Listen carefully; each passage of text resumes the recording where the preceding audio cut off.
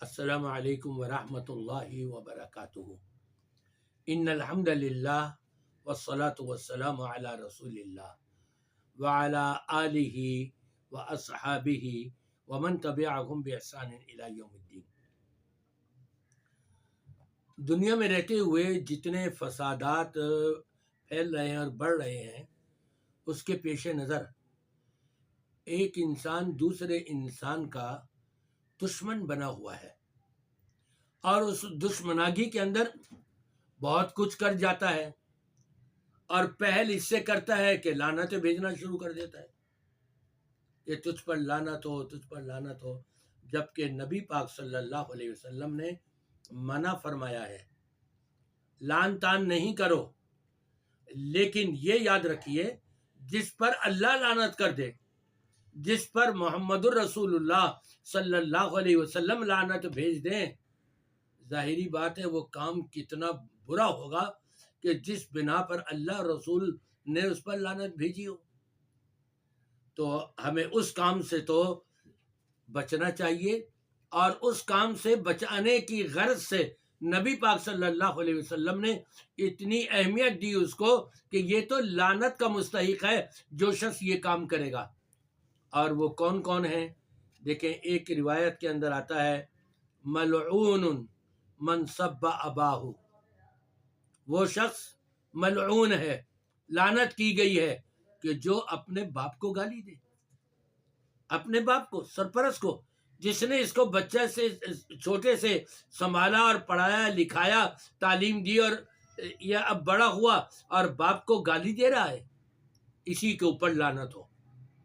اور ملعون من سب امہ، وہ بھی ملعون ہے، لعنت کیا گیا ہے کہ جو اپنی والدہ کو، اپنی ماں کو گالی دے رہا ہو۔ اندازہ لگایا آپ نے ماں باپ کی کتنی اہمیت ہے اللہ اور اس کے رسول کے نزدیک؟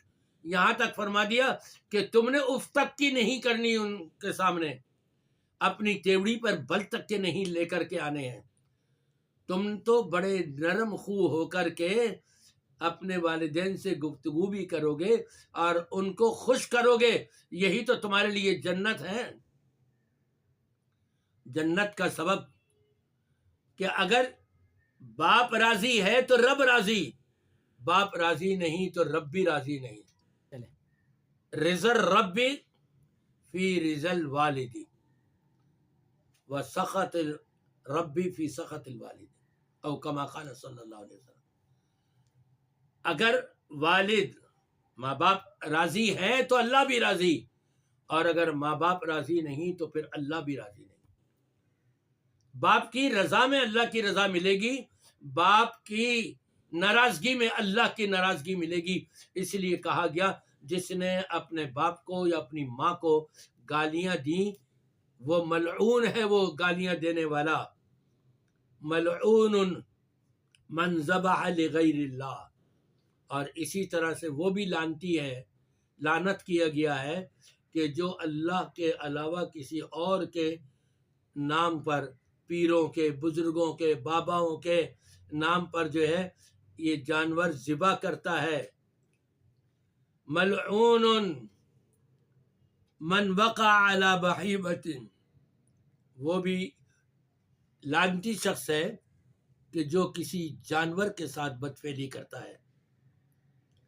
ملعون من عمل بعمل قوم لوط، لعنت کیا گیا ہے، وہ پھٹکار ہے اس پر اللہ کی کہ جو قوم لوط والا معاملہ کرے کہ مرد مردوں کے ساتھ، عورتیں عورتوں کے ساتھ